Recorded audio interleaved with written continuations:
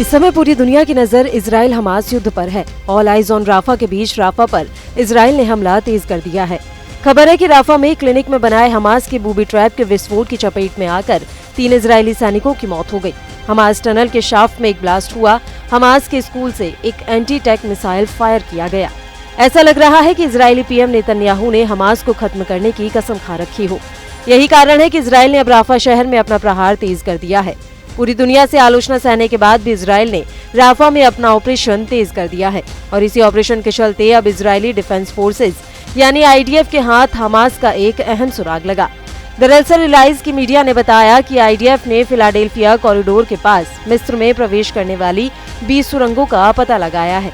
IDF ने 82 सुरंग शाफ्टों का पता लगाया है, जिनकी जांच इंजीनियर्स द्वारा की जा रही है। 29 मई बुधवार को इजरायली टैंक पहली बार राफा के अंदरूनी हिस्सों में छापा मारने के लिए घुसे, जबकि संयुक्त राष्ट्र की सर्वोच्च अदालत आईसीजे ने इजराइल को शहर पर हमले रोकने का आदेश दिया था। निवासियों के मुताबिक टैंक पश्चिम में तेल अल सुल्तान और युबना, मध्य में शबौरा के पास चले गए और फिर मिस्र की सीमा पर बफर जोन की तरफ पीछे हट गए। आईडीएफ ने यह भी ऐलान किया है कि गाजा मिस्र सीमा पर एक बफर जोन पर उसने पूरी तरह से कब्जा कर लिया है, जिससे इजराइल को राफा में आक्रमण के बीच फिलिस्तीन के पूरे इलाके पर नियंत्रण करने का मौका मिल गया। आईडीएफ के प्रवक्ता डैनियल हगारी ने कहा कि इजरायली बलों ने मिस्र के साथ गाजा की एकमात्र सीमा पर 14 किलोमीटर लंबे गलियारे के लिए इजरायली सेना के कोड नाम का उपयोग करते हुए फिलाडेल्फी कॉरिडोर पर नियंत्रण हासिल कर लिया है। इजरायली सेना ने दक्षिणी गाजा शहर में हमले बंद करने के इंटरनेशनल कोर्ट के आदेश के बावजूद राफा के कई इलाकों में हमले जारी रखे हैं। ये वो इलाके हैं जहां जंग शुरू होने के बाद गाजा पट्टी के 2.5 मिलियन नागरिकों में से आधे लोगों ने शरण ली थी।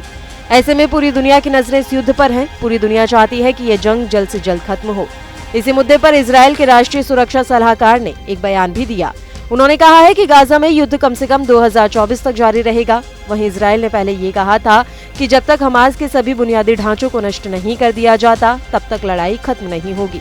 वहीं युद्ध प्रभावित क्षेत्र में 24 घंटों में कम से कम 53 फिलिस्तीनी मारे गए और 357 घायल हुए हैं। इनमें दक्षिणी राफा भी शामिल है, जहां इजरायली सेना लगातार बमबारी और आक्रमण कर रही है।